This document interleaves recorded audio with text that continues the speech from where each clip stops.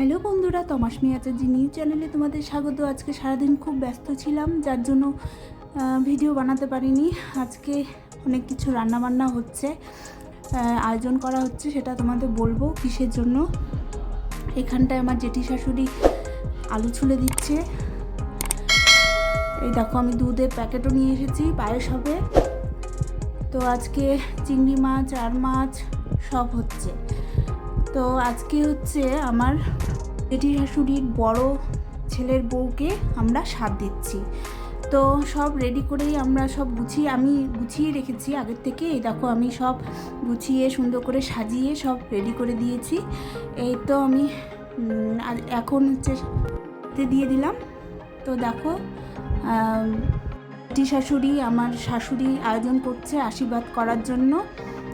আর এটা মেজো বউ।